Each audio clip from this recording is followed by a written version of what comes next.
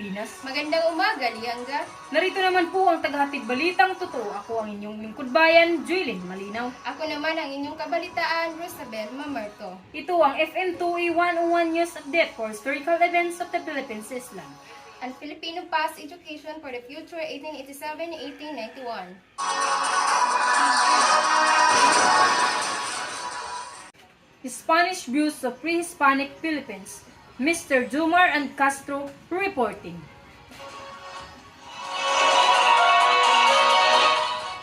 The group of nationalists feeling among the educated Filipino shall be seen in the light of the ways, thinking prevalent among Spaniards in the Philippines, among Spanish conservatives and reactionaries, which included almost the entire clergy. The traditionalismo had identified Catholicism and Spanish patriotism and inextricably unlocked with nostalgic pride Spain's golden century when she broke the Catholicism faith to the New World. Armando Bibano Jr., your reporter. Thank you. Trade was decidedly pronounced among the religious order, sharing the quasi-religious patriotism and traditionalism Spain, moreover in age when an anti-clericalism was rife in Spain and respect for the religious missions of orders low. They were under considerable pressures to prove themselves indispensable as the upholders of Spain's missions and sovereignty in the Philippines. The often, therefore, impressed on their Filipinos parishioner debt of gratitude and loyalty, other own the mother country of the great benefits Spain has bestowed on the Filipinos. His pastoral letter called not be reactionalist nationalist propaganda, since it was issued during a period when there was no organized Filipino national movement to speak of. So, again, my name is Jumar Castro, in my report. Filipino disillusionment in Spain, Miss Bea and Marlene reporting. The religious in the Philippines never case wringing their hand over the evil effect of the Filipino youth of the going to Spain or other part of Europe. There was indeed greater freedom to observe liberal ideas in Spain. The disillusionment experienced by Tagalog Antonio Lona, saying of the famed Puerta del Sol really amounted to was not merely propaganda. Though the plea is valid itself, Lona's proposal became obvious when the road to Rizal that expected violence attack of his book, because it has the weak presumptionness to overthrow the idol smashes its pedestal to pieces. Behind these often devastating pictures of the morals and customs of Madrid, so handy as a propaganda for cutting the Castilla down to size among the mass of Filipinos at home. There's a genuine disillusionment on the part of author himself. No doubt there was a certain amount of exaggeration in all this, but just as reaction would the Filipinos less willing to accept the Spanish criticism of Filipinos' customs meekly, and would defend their pride in their own people.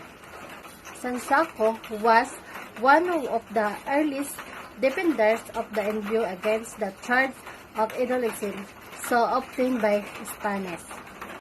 Rizal scholar, the nationalist, Mr. Banhao and Castro reporting. Rizal was by temperament and desire scholar such scholarly work has preparation of the edition of Morgan meant something more to him than a mere step in the political program of nationalist propaganda. He spoke with admiration of knowledge of the Philippines possessed by Blomeret and other German scholars from which the Filipinos. The purpose of the association would be to conduct periodic international congresses, beginning with one to be held at the Paris Exposition of the year to hold public competitions on subjects concerned with the Philippines. Beside Blumenrieth from Austria-Hungary, there was Mayer from Germany, Pass from England, Pluchat from France, and apparently Dr. Johann Rindel from Holland. Isabel Mamerto, reporter. He was engaged in studies on the history, language, customs, politics, of the Philippines. Blumentritt inquiry in October, Rizal said that it would here to remain dormant until he finished the Morga. The Rizal family were deeply involved in their lawsuit against the Dominican Hacienda, which would finally result in their eviction. In 1887, during stays in Berlin, he had become acquainted through Blumentritt with the noted scholars Rudolf Virchow, Idor Hahor, and Wilhelm Joyce, all of whom had written on the Philippines. Dr. Trinidad H. Pardo de Casera Trin, as he was in Malay language, had published a more complete and perfect system of autography. Armando Bibano Jr., your reporter. Rizal on the education of the people, Marlin and Villa reporting. Education is the key to understanding much of Rizal's career for his home. Career was bound up with education, his own education, and the education of his people.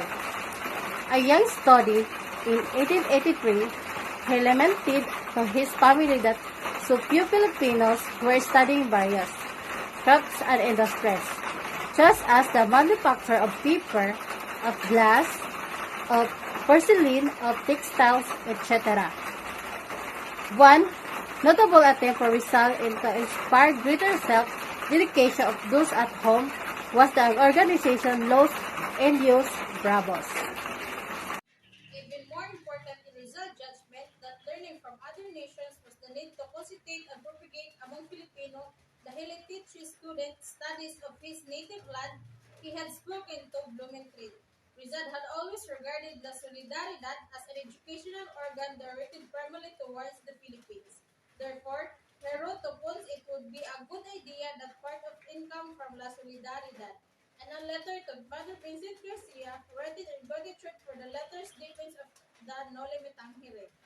For this purpose, he chose Successos by Dr. Morgan, which had been published in Mexico in 1609, and that according to Dr. Blomeret, Mrs. Apple Sermon, and Eliza Gabin report.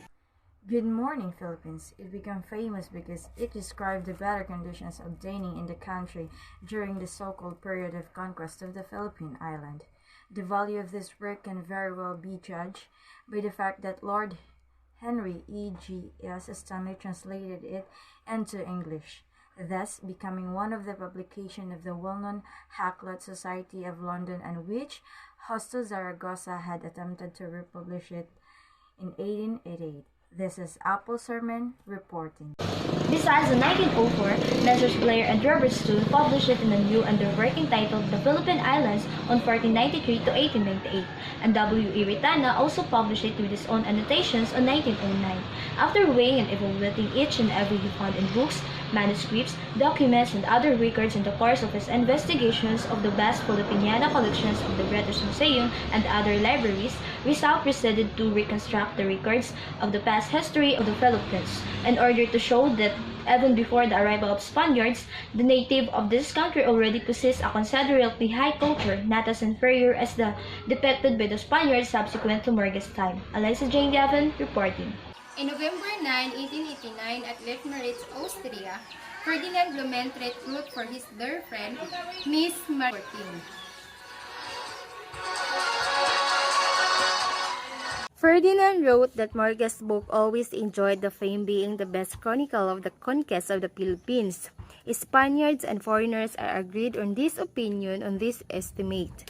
No historian of the Philippines can disregard with impunity the wealth of data that sparkle in the work of the renowned justice, but neither can it satisfy his desires, because Morga's Successus is a rare book, so rare book that a very few libraries that have it guard it with the same solicitude as if it were a treasure of incast. Rizabel Mamerto, reporter. Sa muli, ako po si Joylene Malinaw, Ako naman si Rizabel Mamerto, FM2A. reporting.